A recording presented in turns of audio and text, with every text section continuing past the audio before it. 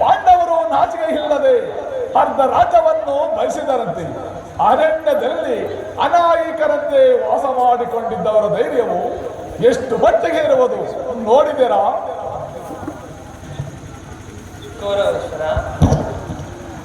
ನನ್ನ ಮಾತನ್ನು ಅರ್ಧ ರಾಜ್ಯವನ್ನು ಕೊಡದೆ ಹೋದರೆ ಯುದ್ಧವೇ ಸಿದ್ಧವಲ್ಲವೇ? ನನ್ನ ಬಳಿಯಲ್ಲಿ ಅಣ್ಣಂದಕ್ಕೋಗಿನಿ ಸೈನ್ಯ ಇರುವುದು. ಅದರ ಹಿಡಿತಕ್ಕೆ ಸಿಕ್ಕಿದರೆ ಮೊದಸಿದ ಆನೆ ಕಾಲಿಗೆ ಸಿಕ್ಕಿದ ಆನೆ ಹಣ್ಣುಗಳಂತೆ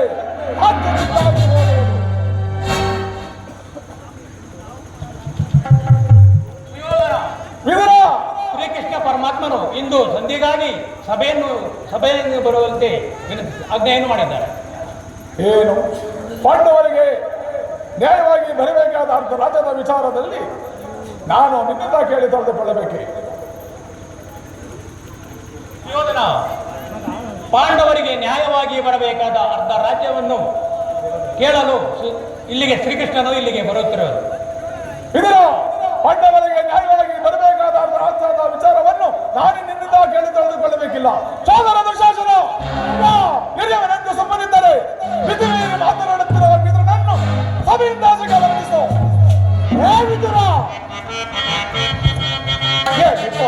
ಕೂಡಿಕೊಳ್ಳಲು ಬೇಗ ಬೇಗ ಬರಬೇಕರವು ಅಲ್ಲ ಕೂಡಿಕೊಳ್ಳಲು ಬೇಗ ಬೇಗ ಬರಬೇಕರವು. ನೋಡಲು ಬರದು ಮೌಲಿಗೆ ಹೋಗಲಿ, ನೋಡಲು ಬರದು ಮೌಲಿಗೆ ಹೋಗಲಿ. ಕೊಡಕಾಗದು ರಾಜವ, ಕೊಡಕಾಗದು ರಾಜವ, ಕೊಡಕಾಗದು ರಾಜವ. ವೀರ ಅಣ್ಣನ ಆಜ್ಞೆಯನ್ನು ಕೇಳಿಸುವುದರಿಂದ ನೀನು ಈ ಸಭೆಯ ಹೇಗಿರಲ್ಲ. ಮೊದಲು ಇಲ್ಲಿಂದ ಹೋಗಿಗೆ ಓಡಲು, ಇಲ್ಲ ಹೋದರೆ ತಕ್ಕ ಶಿಕ್ಷೆ ಆಗುವುದು. ಎಚ್ಚರಿಕೆ. ಸುಯೋಧನ, ನಮ್ಮನ್ನು ಸಭೆಯಿಂದ ಆಚೆಗೆ ಹೊರಡುವಷ್ಟು ಸೊಕ್ಕಾಗಿದೆ ನಿಮಗೆ. ಸರಿ, ಕೃಷ್ಣನು ಸಭೆಗೆ ಬರುವ ಮುಂಚಿತವಾಗಿ ತಮ್ಮ ತಮ್ಮ ಅಭಿಪ್ರಾಯಗಳನ್ನು ತಿಳಿಸಿರಿ. ಬೇಡ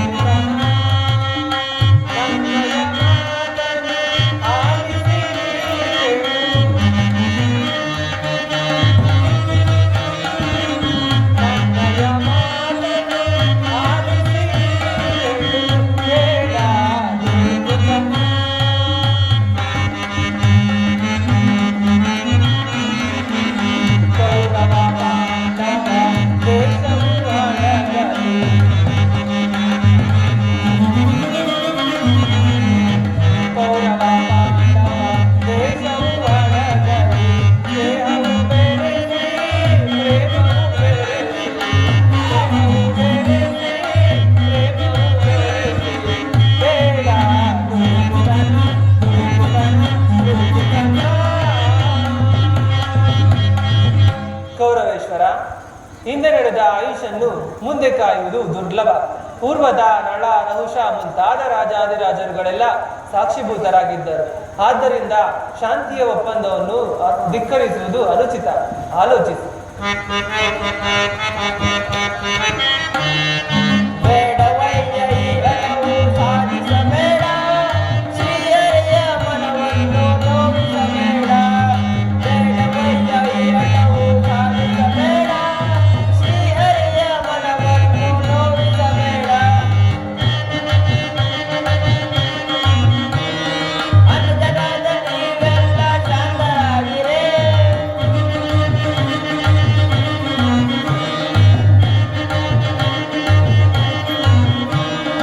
ಅನುಜರಾದ ನೀವೆಲ್ಲ ಶಾಂತರಾಗಿರೇ. ಧರ್ಮವನ್ನು ಬಿಟ್ಟು ನೀವು ಹೋಗಬೇಡಿರಿ, ಧರ್ಮವನ್ನು ಬಿಟ್ಟು ನೀವು ಹೋಗಬೇಡಿರಿ. ಬೇಡವಯ್ಯ ಈ ಹಣವು ಸಾಧಿಸಬೇಡ, ಶ್ರೀಹರಿಯ ಮನವನ್ನು ನೋವಿಸಬೇಡ, ಶ್ರೀಹರಿಯ ಮನವನ್ನು ನೋವಿಸಬೇಡ. ಬೇಡ,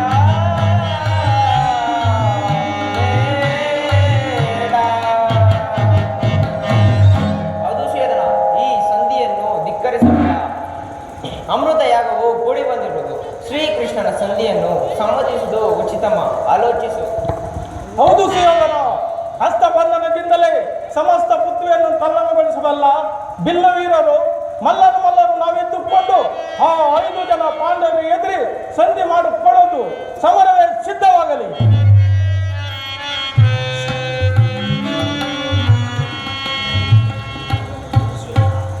ಹೌದು ಸುಯೋಧನ, ಕೃಷ್ಣನ ಮಾತಿಗೆ ಮರಗಳಾಗಿ ನೀನೇನಾದರೂ ಸಂಧಿಗೆ ಸಮ್ಮತಿಸುವುದೇ ಆದರೆ ಭೀಮನ ಹೊಮ್ಮು, ದ್ರೌಪದಿಗಳ ಹೊಮ್ಮು ಅವರು ಎಂದೆಂದಿಗೂ ನಮ್ಮ ತಲೆಗಳನ್ನು ತಗ್ಗಿಸದೇ ಬಿಡದು.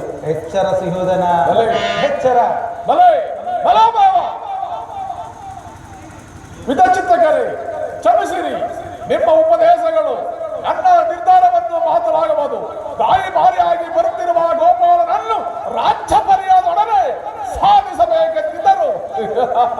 ಕುಲಹೀನನಾದ ಈ ದಾಸಿ ಪುತ್ರನ ಹೈಂದರ ಹೆಜ್ಜೆಯನ್ನು ಆಶಿಸ ಬಂದನಲ್ಲ, ಆಗಲ್ಲ. ಅವನಿಗೇಳು ಈ ಉಪದೇಶವಲ್ಲ. ಭೀಮನ ಗದ ಸಾಹಸ ಲೋಕವೀಕರಣ ಪದಗೈಲ ತಡೆದು ಕಾಯುವ ಈ ಜನುವ ಮುರಿದು ಬಿಸಾಡುವೆನು ನೀಚ.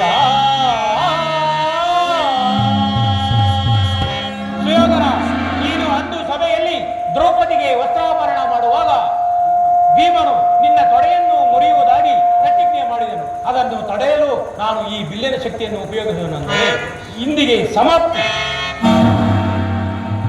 ಪ್ರಮಾದವಾಯಿತು ದುರ್ಯೋಧನ. ವಿದುರರನ್ನು ಅಪಷ್ಟಕ್ಕೆ ಈಡು ಮಾಡಿದೆಯಾ? ಆತನು ನಮ್ಮ ಪಕ್ಷಕ್ಕೆ ನಿಂತಿದರೆ 3 ಲೋಕದಲ್ಲಿ ಆತನನ್ನು ಎದುರಿಸಬಲ್ಲ ವೀರರು ಯಾರು ತಾನೇ ಇರುವರು? ಈ ಅಂತ ಅರ್ಥವಾಯಿತು. ಕರ್ಣ, ಈ ಇದರನ ಬೆದರಿಕೆಗೆ ನೀನೂ ಸಹ ಬೆರಗಾಗುವುದೇ?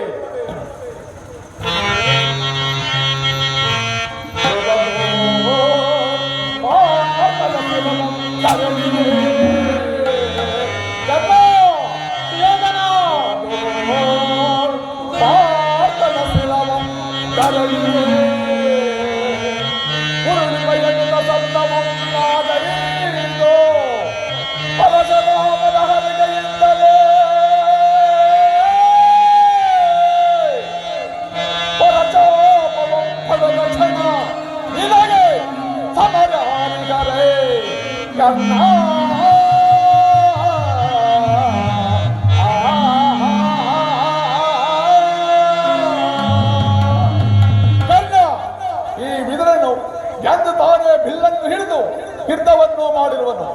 ಈಗೆಲ್ಲರೂ ಕೇಳಿರಿ, ದೂತನಾಗಿ ಬರುವ ಕೃಷ್ಣನಿಗೆ ಯಾರಾದರೂ ಸಭೆಯಲ್ಲಿ ಎದ್ದು ನಿಂತು ಗೌರವನ್ನೇ ಸಲ್ಲಿಸಿದಾದರೆ ಕೂಡಲೇ ಸಭೆಯನ್ನು ಬಿಟ್ಟು ಆಚೆಗೆ ಹೊರಡಬೇಕಾಗುವುದು. ಇದು ಮಹಾರಾಜನ ಆಜ್ಞೆ. ಸೋದರ ದುಶ್ಯಾಸನ, ಅಣ್ಣ, ಎಲ್ಲಿ ನಮ್ಮ ಸೇನಾಧಿಕಾರಿ ಪಟ್ಟಿಯನ್ನು ಕೊಡು. ಗೊಲ್ಲನು ಬಂದಾಗ ನಾನು ಅದನ್ನೇ ನೋಡುತ್ತಾ ಕುಳಿತುಕೊಳ್ಳುವೆನು. ಸಿದ್ಧವಾಗಿದೆ, ತೆಗೆದುಕೋ.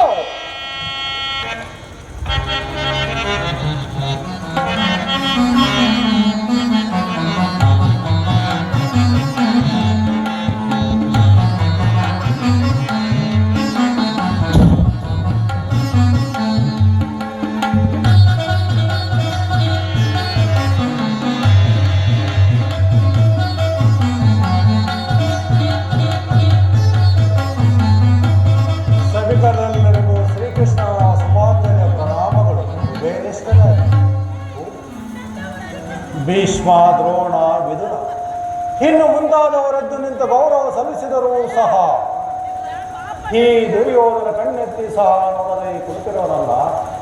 ಇರಲಿ, ಹೆಡಗಾಲಿನ ಹೆಬ್ಬೆಳಿನ ಈ ಭೂಮಿಯನ್ನು ಒಂದು ಸಾರಿ ಮೆಟ್ಟಿ ಅವನು ತಾನಾಗಿಯೇ ಬಂದು ನಮಸ್ಕರಿಸುವಂತೆ ಮಾಡುವೆನು.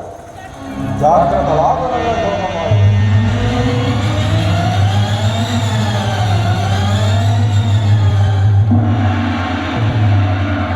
ಸುಯೋಧನ, ಯಾವ ಭ್ರಾಂತಿ ಹುಚ್ಚು ನನಗೆ?